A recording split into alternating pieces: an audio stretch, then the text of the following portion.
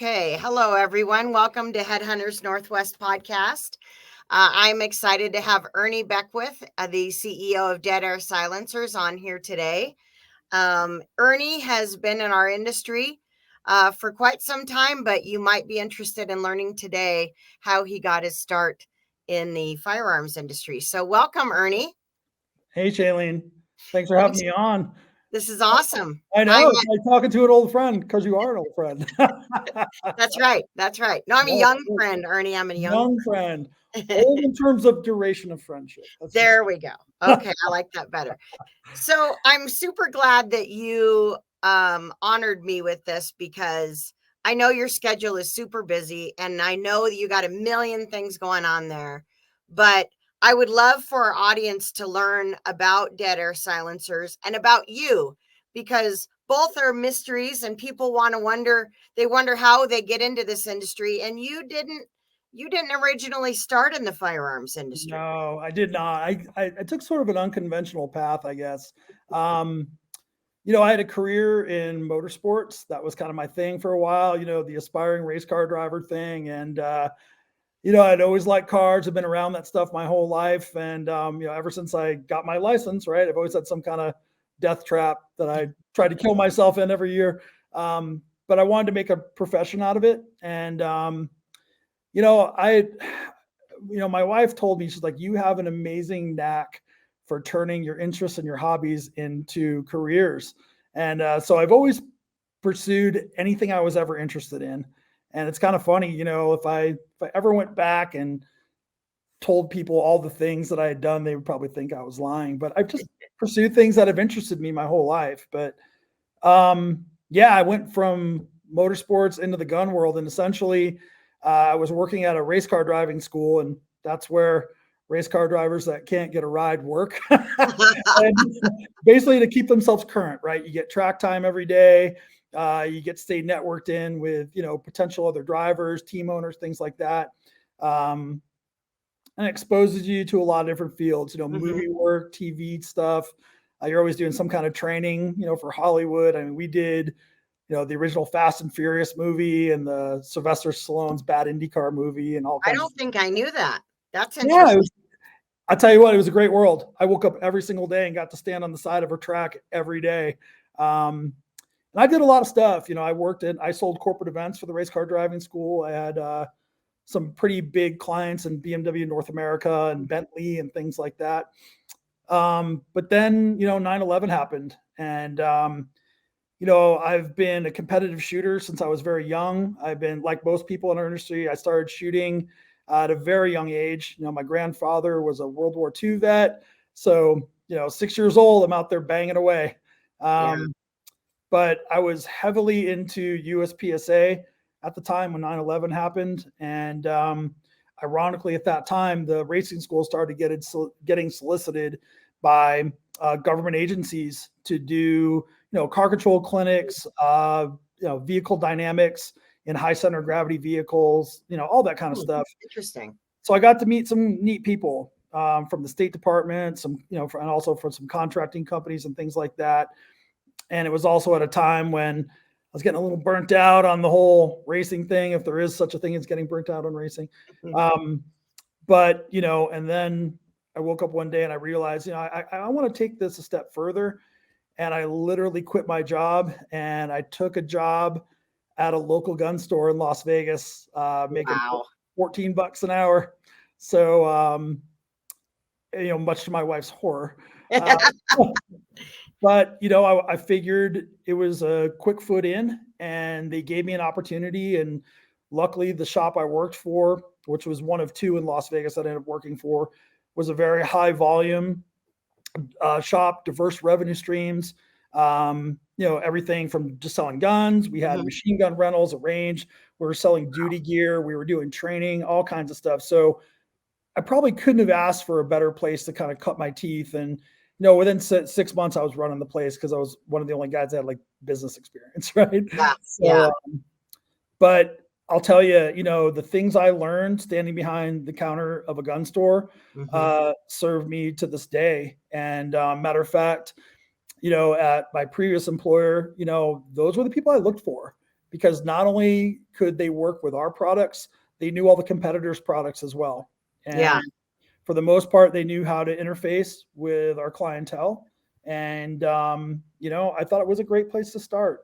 And so it was. And you worked for another major manufacturer, but this other manufacturer made firearms, Correct. manufactured firearms. Yeah. And that's when I met you. And you were doing, I want to say, law enforcement training with the products. Weren't you doing a training role at that time? Yeah, I came in as the training manager, which was kind of funny. I met who was to be my future boss at a 3-gun match, and we just got on the subject of training. I actually invited him out to the place that I worked to walk him through the facility and explain to him what we did for training, and he offered me a job, or at least offered me the opportunity to interview. Yeah. Yeah. So, which was a pretty intense interview, to be honest with you. I went through an interview with him, and then I had to interview with 5 other people that day.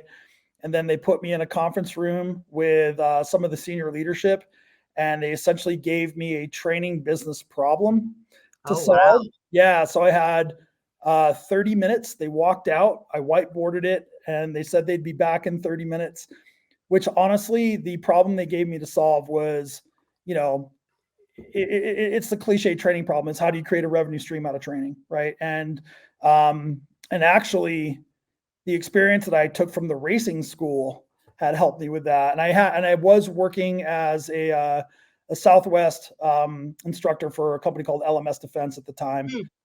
So shout out to them. They're still in business. Great guys. Oh, yeah. And Josh and those folks are awesome. And I was just doing pistol and carbine instruction, and which was another kind of cool thing that helped me, with this interview, because it really taught me how to take the skill sets I had from competition shooting and really apply them, or what did apply, to the law enforcement world, and really navigate that, that constant, competitive shooting is not real. Well, it kind of is. Yeah. And really how to apply it to law enforcement and whatnot, which now everybody does it, Yeah. as now it's been proven and guys have deployed those skills overseas, and now they're more relevant than ever. So. Well, and you took those skills, and then you ended up at that manufacturer becoming the vice president of sales. I was a director of sales, but thanks Director of sales. for the upgrade. I appreciate it. Sorry, my memory not good. Director of sales. No. I had some diverse roles there. I was a training manager, and then I took over a role in less lethal. Worked with their less lethal products, which I thought was kind of interesting. Here I am working for one of the largest NATO providers, and I don't even get to play with guns, right? So I was like in this purgatory. Yeah. But the reality is again, more exposure to law enforcement in a little bit of a different role.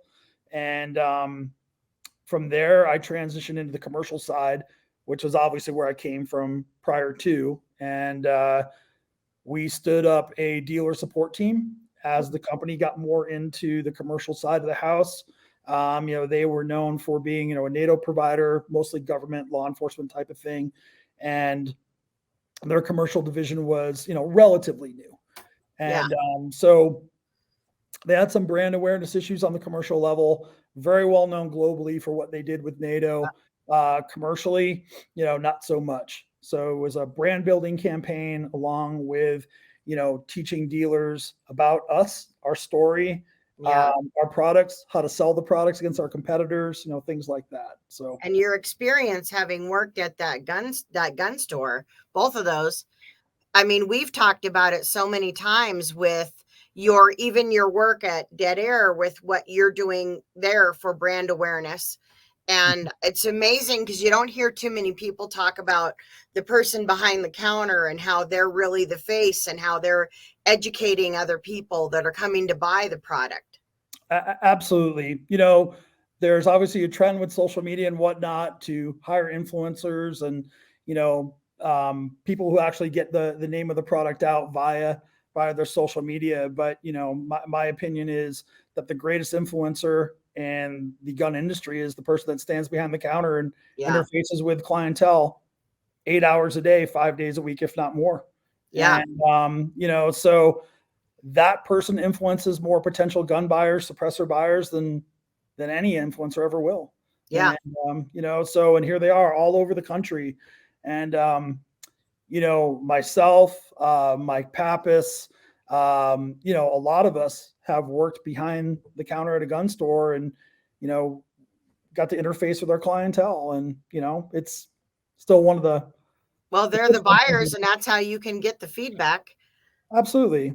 So Absolutely. tell us a little bit about Dead Air. How long have you been there now? And tell me a little bit about what you're building there.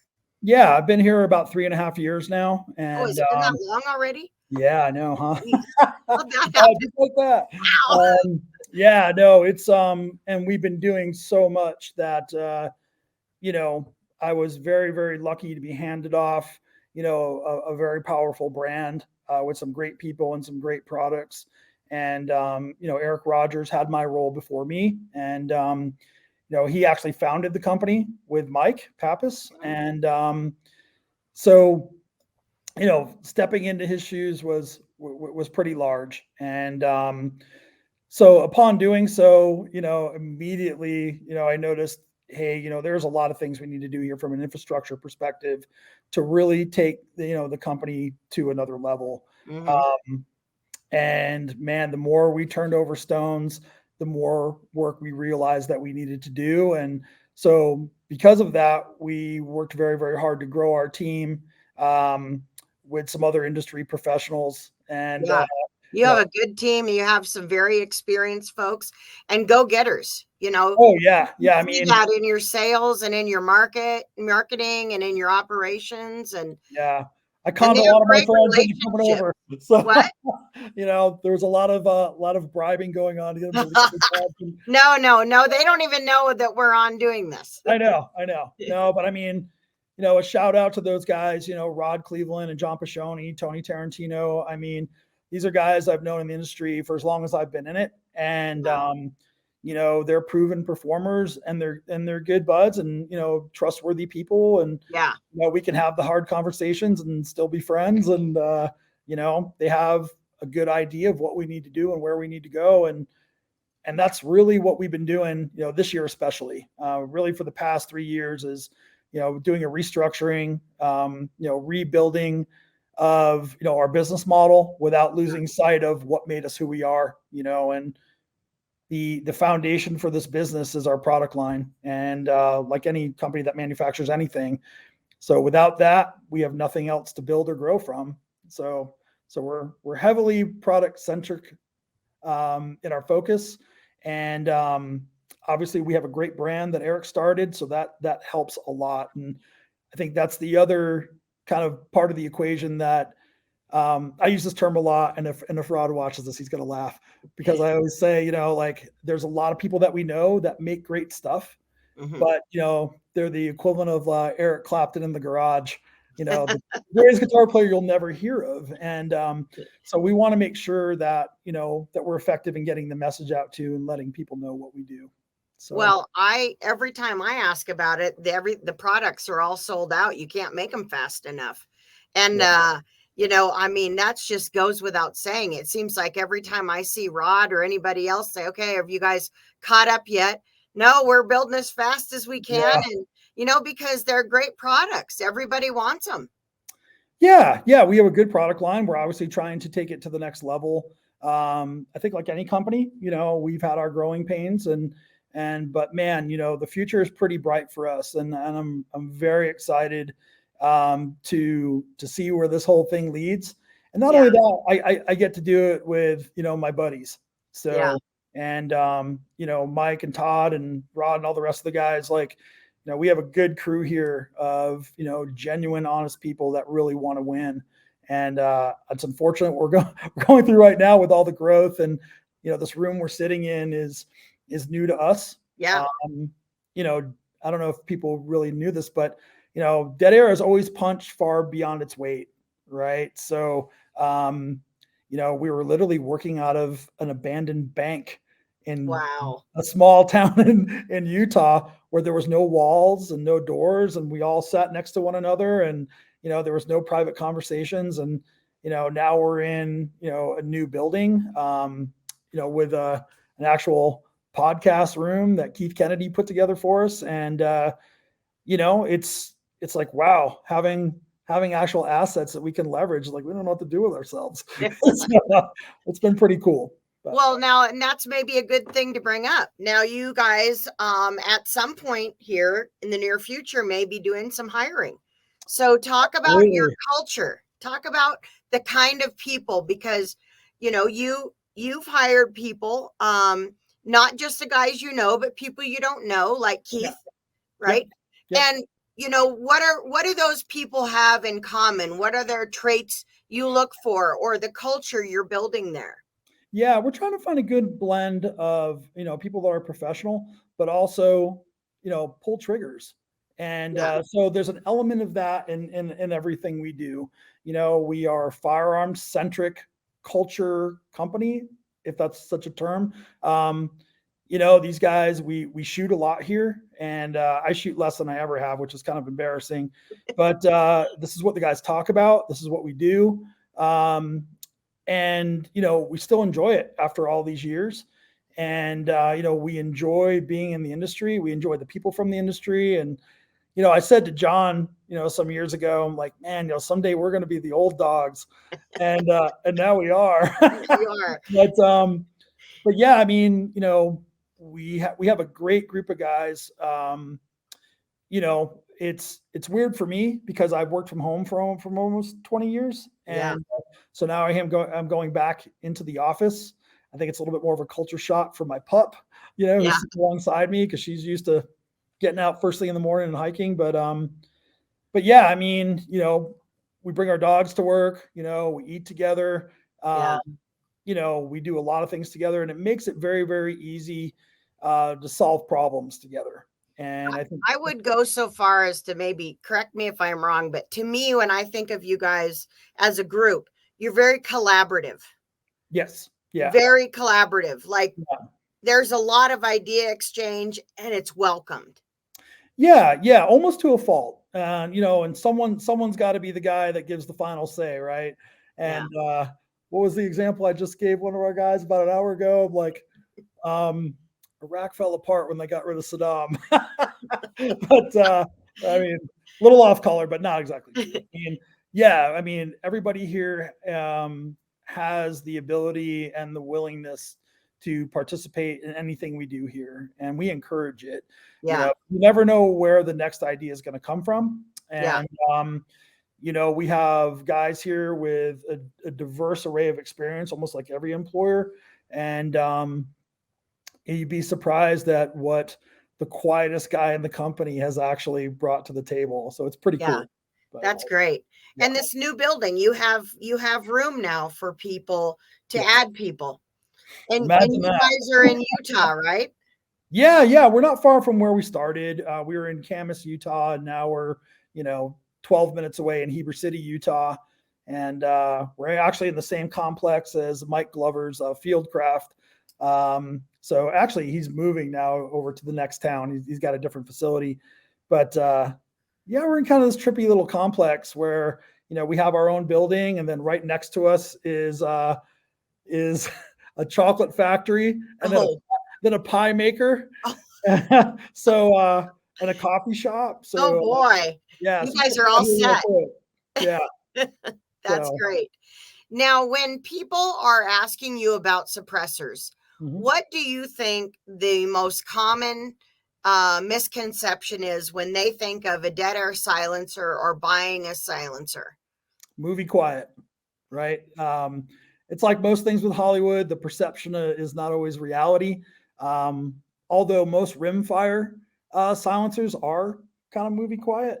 But I think a lot of people, when they take one out and they put a 30 cal silencer on a 10.5 inch, AR, and like, oh, that's not as quiet as I thought it was going to be. I'm like, well, you are shooting an AR, short barrel AR through a short silencer with a 30 cal through bore, so.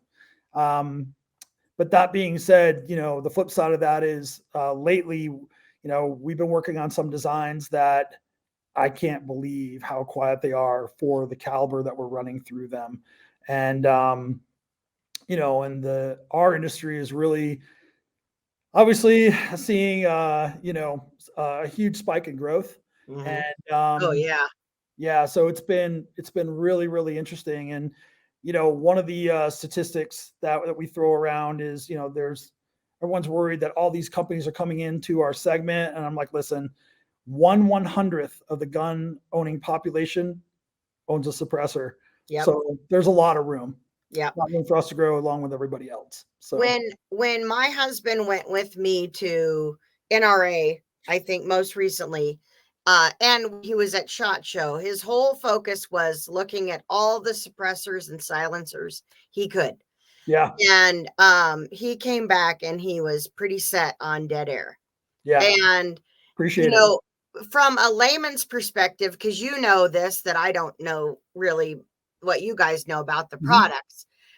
Tell me, when you're a citizen, just a person that says, I need one of those cans, what Yep. should they look for?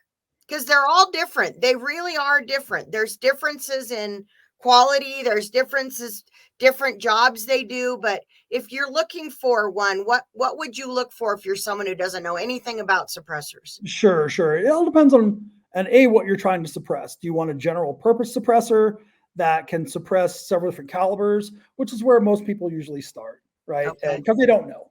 Yeah. And often those are, it's like anything that's general purpose. They don't really do anything particularly well, but they do everything. And then what we see is, as people get into shooting that, and they get educated a little more, and they have some type of idea of what they're trying to achieve with suppression, then they go into caliber specific suppressors. Um, the challenge with suppressors is that, if you walk into a gun store, under glass, it's a bunch of black tubes, right? Yeah. Maybe some silver titanium tubes. Yeah. Um, and so it's really hard to differentiate, features, advantages, and benefits like you can with a firearm, where you can see them right in front of you, Yeah. and where all the technology is inside. And one of the things that was really interesting for me was all the technology that goes into something with no moving parts, right? So, Yeah. it's all design and gas vectoring and things like that, and materials, and obviously methodology of construction and things like that. So, little different from the world I came from in some Yeah. regards, but yeah, I mean, again, all depends. I always tell people, if you want to have a good first suppressor experience, like, suppress your rimfire gun, So, and to me, it's still the thing that I shoot the most. Yeah. Um, I have a little Beretta Model 21A with a threaded barrel, and that with our mass can on it is stupid quiet. And That's really cool. I can shoot it in my backyard and no one knows. And everyone that hears it was like, yeah, that's what I imagine a suppressor would sound like, Yeah, so because you just need to make the commitment and pick one and start. Because I think silencers are not something you only have one. It's like there's different tools, just like different hammers for different jobs. They're not an all-in-one inclusive thing. Is that right? you are spot on. And like I said, everyone usually starts with a general purpose suppressor, and goes from there. And but yeah, I mean, I always recommend the rimfire route first. So Awesome. yeah. Good. Okay, so I kind of want to end up a little bit with I wanted to know what your favorite firearm is, because people are going to Oh, want to know all about Ernie Beckwith. And what's your favorite firearm right now? Your go-to when you're um, not shooting and I'll tell you, I am super boring when it comes um to the stuff I use and that I carry. The way I see it is that, I carry a gun every day. So pretty boring. I carry a Glock 19, right? And a pretty stripped down version. I have an optic ready gun and an iron sight gun. Um, because I competed and, you know, used to train law enforcement and all that, man, it's like Glocks yeah, and ARs, right? But right. I have a couple guns that are close to my heart. I have my grandfather's Remington Rand 1911 that he carried in World War II, which is That's also the really first 1911 I ever shot. So, cool. pretty cool. And my grandfather was one of those guys. I lived with him for a very long time growing up, and we used to sit down at the kitchen table, and he's like, "Okay, you can have dinner if you can reassemble my 1911." I'm like, "Come No on." way. Oh yeah. And so I, like most people, when you're learning how to reassemble a 1911, when it came to turning the bushing, shot the recoil spring across the kitchen. Yeah, So I have that gun. Love it. I don't that's shoot neat. that much. I really got into sporting clays a bit ago, and because I Really? was really bad at it, and I really loved it because it's very social, Yeah, and you know, um, and my former boss at FN is now the vice president of Kriegoff. he So, is. and I have a Kriegoff K80, although I didn't Ooh. get it from Ken. Uh, Oh, and I love it. I love shooting it. I love shooting sporting clays. I love the challenge. Um, it's kind of like golf, I guess. Hero today, zero tomorrow. yeah. Um, but like if I could do one thing right now, that's what I would do. I'd shoot sporting clays every day. That's really cool. I didn't know that. Yeah, something completely different than what I do every day. So, Yeah, that's uh, pretty neat. Well, see, you learn something new I do every time we have one of these. yeah. So if someone wants to learn more about Dead Air, Mhm. you guys have a website Yep. and DeadAirSilencers.com. deadairsilencers.com. Yep. And then you guys post careers, open job postings there. Sometimes you have a career Yeah, page. sometimes we'd rather work with you. Oh, well, isn't that awesome? And Well, I do love that. and here's why. I mean, we have gone the route of trying to hunt down people ourselves, and and we're kind of in a challenging environment. Where our company is located is in an area of Utah. It used to be a big ranching valley, and now the billionaires have pushed the millionaires out of Park City into where we live. So the cost of living has gone up, Yeah. and it's made it a lot more challenging to find employees. We end up bringing people up from Salt Lake and things like that, or having them work remotely. Yeah. John and Tony and Rod, they all work remotely. Although Rod's in here so much, you never know he works remotely.